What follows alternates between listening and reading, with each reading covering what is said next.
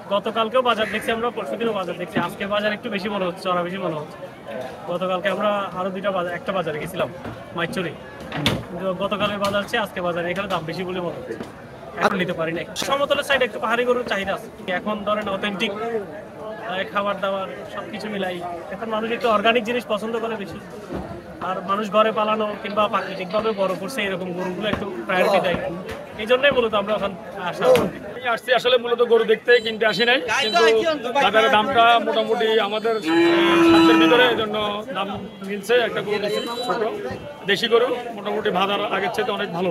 GM জাতের গরু আছে এখানে পালন হচ্ছে, বাইরের কোনো গরু আসে নাই, কিন্তু বিদেশি গরু আছে, দেশি গরু আছে, মোটামুটি বাজার অবস্থা ভালো আছে। খাগড়াছড়ি বাজারে আছি গরু কেনার জন্য, কোরবানির গরু কিনবো। আছে দেখলাম বাজারে আমাদের অনেক গরু আছে, এখানে দেশি গরু আছে, আপনার অস্ট্রেলিয়ান গরু আছে, সিন্ধি গরু আছে, বিভিন্ন রকমের গরু আছে। গরু কিন্তু কমতি নেই আমাদের বাজারে, অনেক গরু। বর্তমানে বাজারে গরুর দাম একটু বেশি।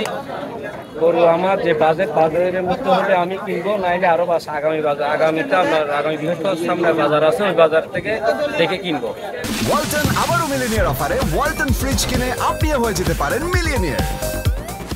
বানানো গরু আমার নিজস্ব ব্যক্তিগতভাবে গরু বাজারে কিনে আনছে, ভালো মতন কিনে মতো 3 মতন দাম পাইছে। দামের কিনের মতো ভালো গরু বাজার সুন্দরভাবে বিক্রি করার জন্য আমাদের সমর্থনে খাগড়াছড়ি এখানে বাজারে নিয়ে আসছি। আমার খামারে বর্তমানে ছোট বড় মিলে 32টা গরু আছে। এর ভিতরে কোরবানের উদ্দেশ্যে আমি 6টা গরু প্রস্তুত করছি। কিন্তু চট্টগ্রাম এবং বাইরের থেকে যে ক্রেতাগুলো আসছে, কিন্তু আমরা সুলভ মূল্যে পাচ্ছি না। হ্যাঁ, এখন বর্তমানে এখনো বাজারে সে ধরনের বিক্রির কোনো অনুমান আমরা করতে পারতেছি না। এরা চাচ্ছে 130, 140, আমার চাহিদা হলো 150 থেকে 160। আমার না দেওয়ার কারণ হলো আমি যে খামার করছি, এই খামারে অত্যধিক খরচ, স্টাফ খরচ, খাওয়া খরচ সবকিছু মিলাইয়া আমার পোষাইতেছে না। এই জন্য আমার মিনিমাম 160-এর নিচে বিক্রি করলে আমার পোষাচ্ছে না।